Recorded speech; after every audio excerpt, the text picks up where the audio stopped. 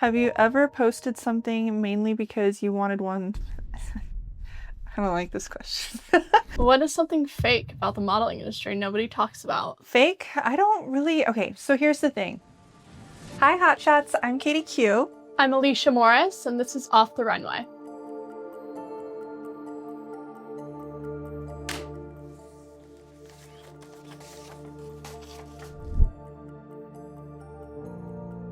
Have you ever had to change your appearance for a runway show or a photo shoot?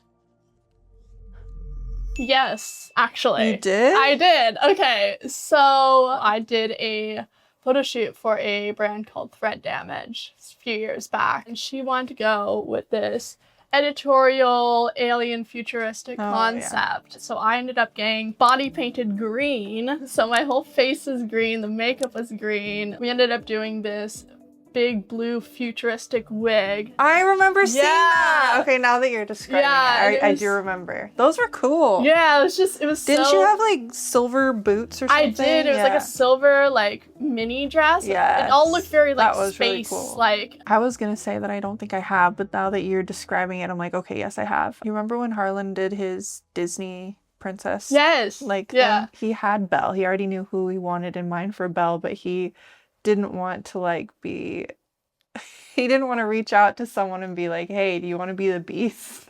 Because he wanted it to be just girls. Right. And so he put it out there of like, is anyone interested in being like body painted to look like the Beast, like full on Beast? Right. And so his idea was lingerie, so like full lingerie set. And then whoever was going to be Beast, they were going to get like the full body paint, but they were only going to do like half the face of like, and then the other half was going to be full glam. And then he was like, I was really nervous to ask anybody because I didn't want them to be offended. I'm like, offended? How cool is this? Like, it's so cool. So yeah, I did not look the same. Okay, if someone gave you $10,000 for a shopping spree, what store are you going to first? What store am I going to first? Probably the first bikini store that I see. Anytime I see a swimwear store, I'm like, I need to go in there. So I'd probably spend the majority of that money on bikinis, and then I'd probably hit the makeup section. You know, as a model, you would assume I'd go get clothes. That is not the case. I'd probably take it and I'd go see what kind of car I could get. Yeah. I know it'd be like a cheap used car, but that's probably where I'd go. I'd be like, what is the best thing you can give me for $10,000? I love how your mind went right to like, what would I use this for in the future? And I'm like, bikinis. Oh, this kind of goes with what we were just saying. What beauty products do you splurge on? Bikinis. I bought on Shein, I bought 5 bikinis yesterday, which isn't really splurging. Shein is like $7 a bikini, but I still bought 5, so I splurge on bikinis too, but also I love full glam. I love doing full glam makeup, so I kind of splurge on everything. A lot of eyeshadow palettes, like the really cool ones, like the character themed ones and the movie themed ones. I love those. Don't you have like a horror one? Mm-hmm. Yeah, and then I have like a whole bunch of like Disney princess ones, and yeah. Have you ever disliked your glam at a runway show, and how did you still feel confident? So for me, there's been a couple times where I just feel like the glam didn't match the outfit. I wouldn't say it was bad, but I just kind of just gave it my all out there and made sure it was a good walk. When you start focusing on like all the little minute things, that's when you start to lose your confidence. The worst glam I've gotten was probably at New York Fashion Week. It was already kind of a bad experience to begin with. So then getting makeup that I didn't particularly like was just the icing on the cake. However, the last outfit that I was able to wear just like made my whole trip better. I don't know, the outfit that I got was like, it was like Michael Jackson meets Prince. Ooh, I think you saw it. It was like the big puffy white, had like sleeves like this. Yeah. And then it was like MC Hammer pants. It was like, there were like silver metallic. Yes, I did see that one, yeah. But did you see my makeup? Yeah, I mean, it didn't look bad, but I also wasn't up close to you. I didn't like it at the time, but then when I went back and saw the photos, I think it was just because everything needed to look sharp. And I think that's why. What goes through your head just before you walk on the runway? So for me, walking on the runway, it's like, I don't want to say out of body experience, but in a way it kind of is, because I feel like everything kind of goes quiet and it's just me and the runway. I don't really like think that much before I hit the runway. I just trust myself to know what I'm going to do. I remember I had some friends at one of my runway shows. They were like, oh, did you hear us like saying your name or cheering for you? I said, no, I didn't hear anything. Like, I didn't even know what song was playing. Like, I could just hear the beat and that's what I went with. Yeah, I'm so focused on doing the actual walk that's kind of all that goes through my head. I think what goes through my head before a walk, it depends on what you're showcasing. So there's just different vibes that you feel before each walk. I'm the most comfortable when I'm doing swim week in Miami. Yeah. Same here. So any like swim week for me. It's like a party. What was your favorite runway show you've ever walked in? I think you mentioned this earlier.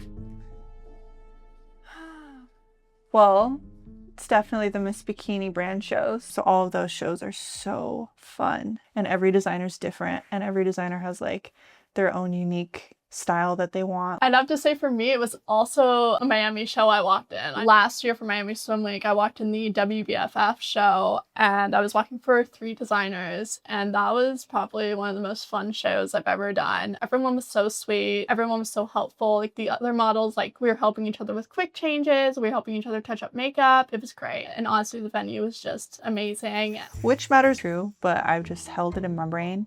So I remember a story about hearing that somebody was saying that Marilyn Monroe was like a terrible model and just looked ugly in what she was wearing. And so she did a whole photo shoot wearing a potato sack to prove everybody wrong. And it was like the hottest photo shoot ever. I think you could wear a plastic bag if you had great hair. I think if you are just a good model and you can like showcase charisma on screen, you don't have to have makeup on, and you can have bare hair. I was just going to say that. You could literally pose just covering your parts and have like no hair, no makeup. And if you're just good at what you do, then I don't think any of the 3 are like what makes you a great model. I think you could take away all 3 of those things and still produce something really cool. Yeah, and if like you can portray like that confidence as well, like I think it's not the makeup, it's not the hair, it's what's inside of you, the confidence, the charisma, you know, your drive to be good at what you do, and like your skill is really what's going to stand out. Be honest. Between the 2 of us, who has the better runway walk? You. Really? Yeah. Okay. I was going to say you, but okay. I wouldn't. So here's the thing. I wouldn't say either of us is better. I say that we're different. Like, our walks are on 2 different types of runway walks. You're trained more in pageantry. That's what I get told all the time. You're a pageant girl. I can tell. Yeah, you're definitely highly trained in pageantry, which definitely comes through on your runway walk. And I think that is like not bad. It's just a different type of runway walk. Same as me. And some people prefer the more pageantry walks and will look at mine and be like, you know, like she's a little too harsh with her walk. She's a little too, you know, flirty, bouncy with her walk. Yeah, she's just very confident. She hones in on the first person she sees, and she's very fierce. I would say that you always, one of the things I really notice with you that is really cool is that you always keep your chest up. It always, which gives you like that like authoritative, like confident, like I'm owning this runway. You always have that look in your eye like, yeah, this is me. This is who I am. If you don't like it, whatever. I don't. So flying F. But no, that's how I've always seen your runway walk. Here for a good time, not a long time. Take it or leave it. Yeah. Have you ever posted something mainly because you wanted one? I don't like this question. Have you ever posted something mainly because you wanted one specific person to see it?